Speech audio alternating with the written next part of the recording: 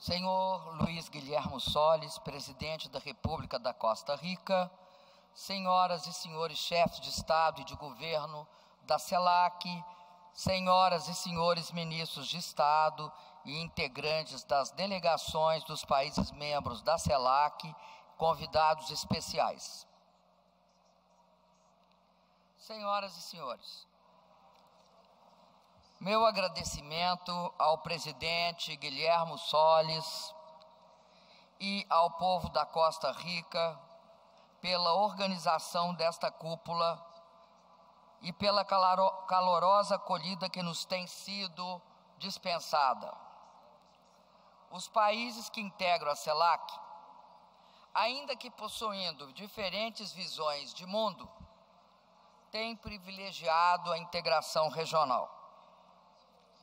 Em 2008, numa reunião no Brasil, os chefes de Estado e de governo latino-americanos e caribenhos foram capazes de formular uma agenda própria, representativa dos interesses da América Latina e do Caribe. Passados 6 anos daquele encontro, desenvolvemos nossas relações e temos o que celebrar. Recentemente presenciamos um fato de transcendência histórica: o anúncio da normalização das relações diplomáticas entre Cuba e os Estados Unidos. Assim, começa a se retirar da cena latino-americana e caribenha o último resquício da Guerra Fria em nossa região. Não tenho dúvidas de que a CELAC tem sido um catalisador desse processo. Foram necessários coragem em sentido de responsabilidade histórica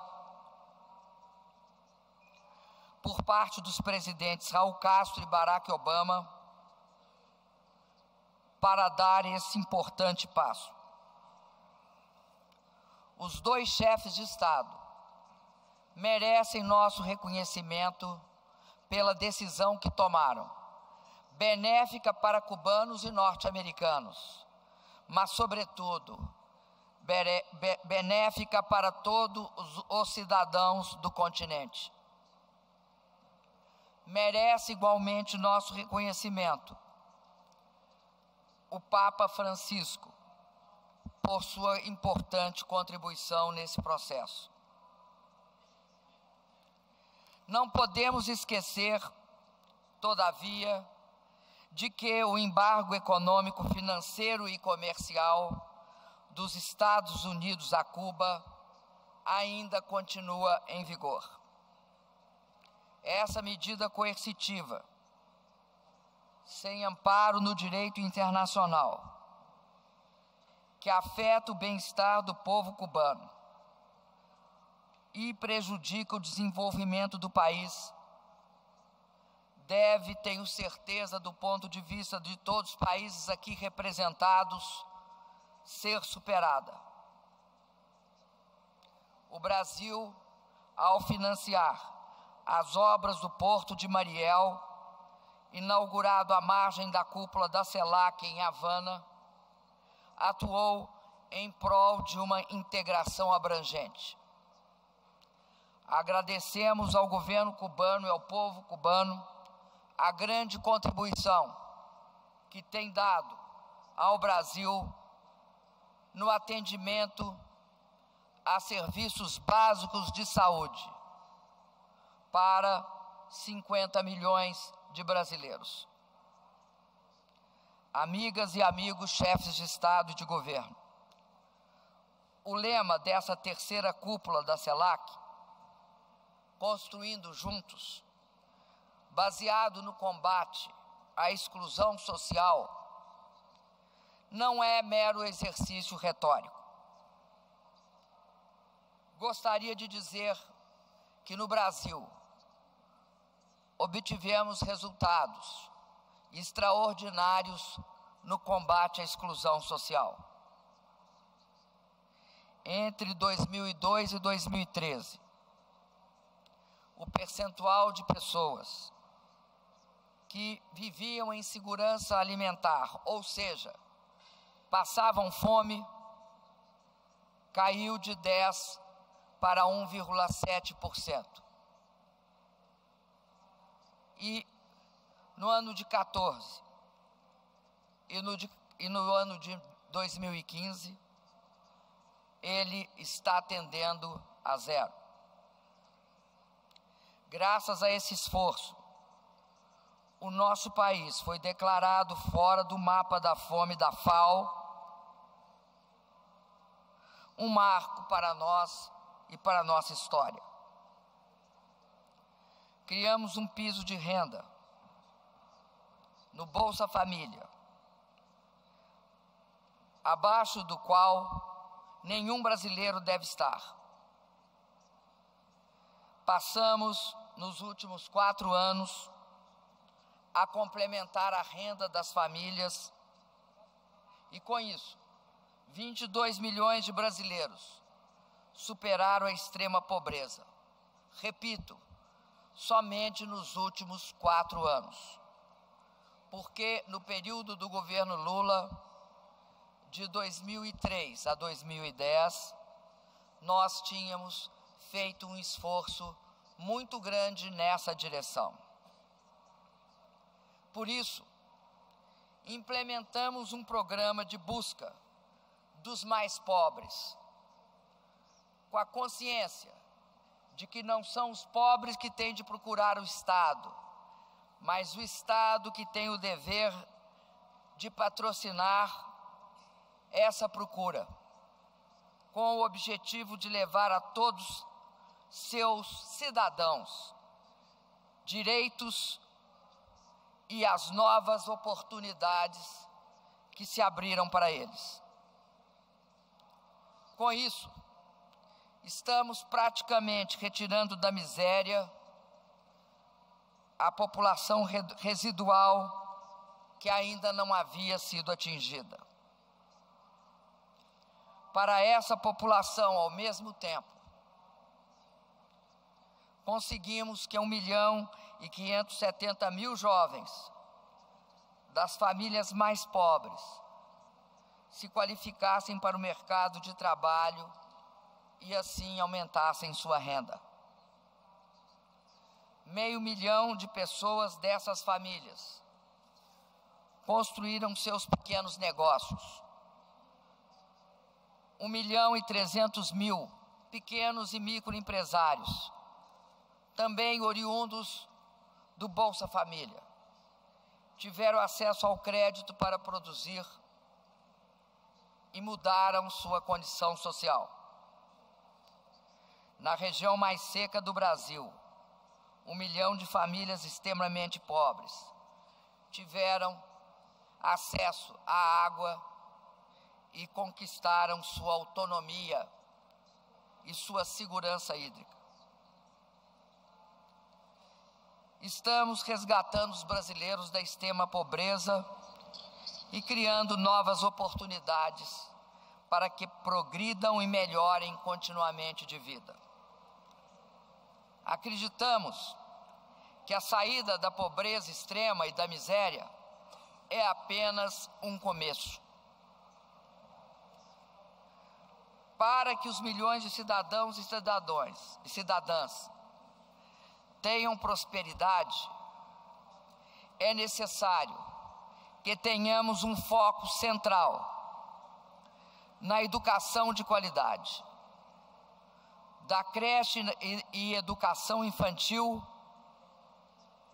à pós-graduação, e na construção de uma forte capacidade de inovação das empresas e do Estado no Brasil.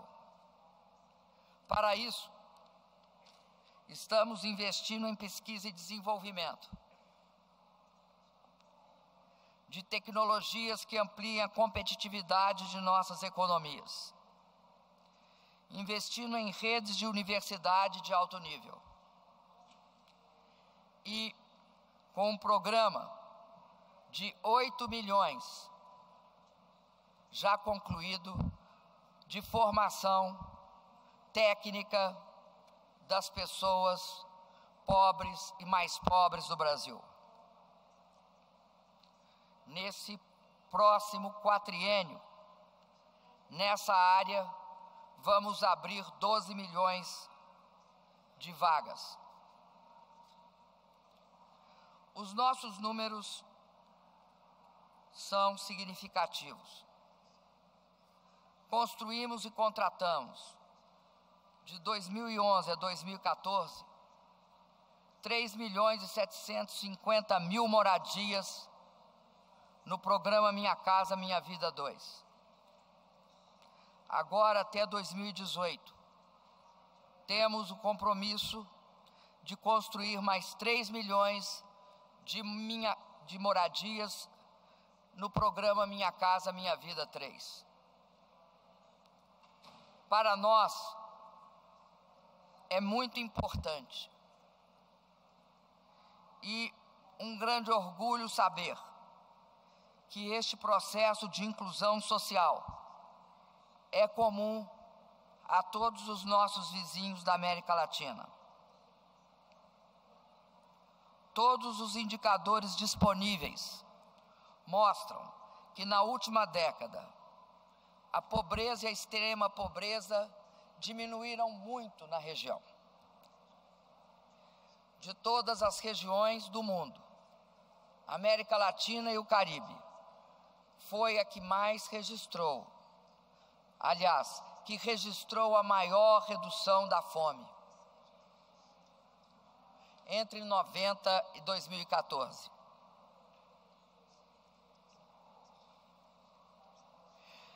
Aliás, a prevalência de pessoas subalimentadas caiu na nossa região de 15,3 para 6,1 nesse período. Caros colegas, a situação da região contrasta com uma conjuntura econômica mundial muito complexa. Continuamos a enfrentar muitas dificuldades. Parte dos efeitos da crise foi amenizada pelo modelo de desenvolvimento econômico que adotamos, com forte ênfase na inclusão social e nas políticas anticíclicas no que se refere ao crescimento econômico. Estamos conscientes que a recuperação da economia mundial, no entanto, não está ocorrendo com a força esperada. A Organização Mundial de Comércio, segundo ela, em 2010, o crescimento do comércio mundial foi de 2,8%. Em 2013, caiu para 2,5%. E em 2014, os dados indicam que continuou a retração do comércio internacional.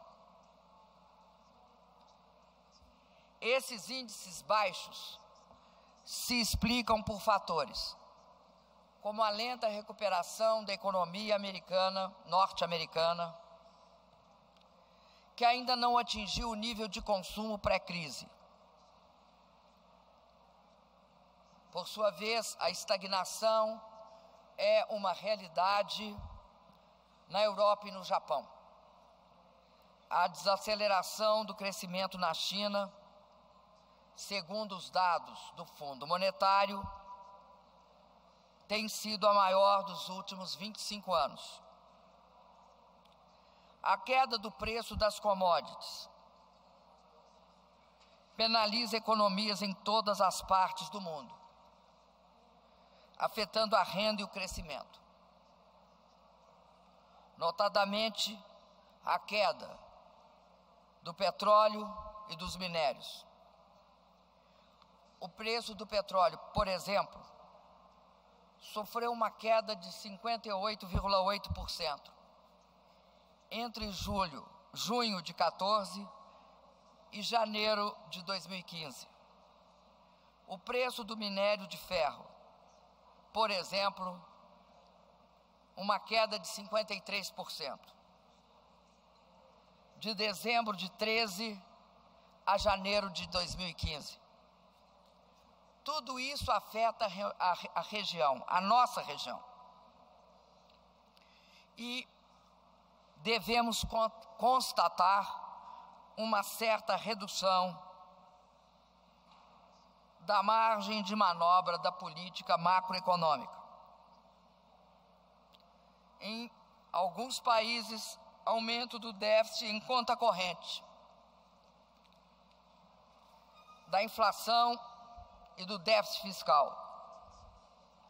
Vão exigir cautela e esforços dos países da América Latina e do Caribe para estimular a competitividade de suas economias. Recomendam que nós, da América Latina e do Caribe, estimulemos o comércio e o investimento intrarregionais. A par disso, verificamos ainda a ocorrência de uma forte apreciação do dólar. Ao mesmo tempo, infelizmente, os subsídios distorcem o comércio internacional.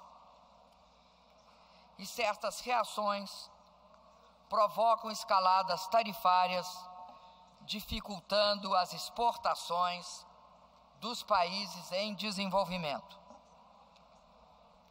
Repito, diante desse quadro, torna-se urgente nossa cooperação, priorizando o comércio intrarregional e, ao mesmo tempo, sempre que possível, estimulando o desenvolvimento e a integração de nossas cadeias produtivas.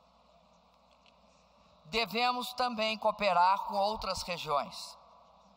Em julho de 2014, lançamos em Brasília o Fórum CELAC-China, que tem o objetivo de favorecer a cooperação em infraestrutura, energia, agricultura e educação. Há 2 semanas, nossos chanceleres participaram da primeira reunião do Fórum CELAC-China, em Pequim, e aprovaram o Plano de Cooperação 2015-2019. A segunda cúpula CELAC-União Europeia, em junho próximo, será a ocasião para debatermos temas do interesse de ambas as regiões, como oportunidades de investimento e de comércio. Os países da CELAC devem unir-se para enfrentar os problemas da economia mundial e retomar o crescimento robusto. Queridos chefes de Estado e de Governo, mesmo com essas importantes parcerias externas e outras que seguramente virão, devemos ter sempre presente que a integração começa prioritariamente pelos vizinhos. Gostaria de propor que no próximo período se constitua um fórum de empresários da CELAC, com a participação dos governos e das empresas. Seu objetivo será desenvolver o comércio, aproveitar as oportunidades diversificadas que nossas economias oferecem e estimular, quando possível, a integração produtiva no espaço CELAC, promovendo nossas relações com o resto do mundo. o Brasil valoriza o papel da CELAC como área de cooperação e de acordo. E esse será mais um passo nessa valorização. Foi com esse espírito que promovemos a primeira reunião ministerial sobre agricultura familiar em Brasília, em novembro de 2014, com expressiva participação dos estados membros da CELAC. Colegas presidentes e chefes de governo, a declaração política que vamos adotar nesta cúpula trata de diversos temas de importância central para o conjunto dos países latino-americanos e caribenhos. Refiro-me especificamente à promoção do desenvolvimento sustentável, as políticas voltadas para a erradicação da pobreza e a redução da desigualdade. Também aprovaremos o plano de ação com as prioridades da cooperação regional para o ano que se inicia, em áreas como educação, cultura e desenvolvimento industrial. Quero ressaltar em particular a aprovação do Plano para a Segurança Alimentar e Nutricional e a erradicação da fome. Essa decisão reflete o compromisso político de acabar até 2025 com a chaga da fome que por séculos vitimou milhões de nossos cidadãos e ainda não foi totalmente superada em nossa região. Meu caro amigo presidente Rafael Correia, desejo-lhe grande êxito em seu mandato, que agora se inicia. Estou certa de que o Equador cumprirá de forma serena e competente a tarefa de liderar a CELAC, contribuindo para a construção dos consensos necessários em nossa região. Boa sorte e bom trabalho. Mais uma vez, agradeço ao presidente Solis por essa cálida recepção e pela generosa hospitalidade. Muito obrigado.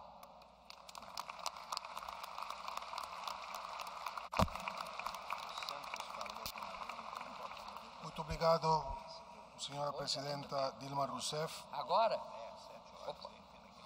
damos la palabra ahora al señor primer ministro de Antigua y Barbuda, Mr. Gaston Brown. Mr. Prime Minister, you have the floor.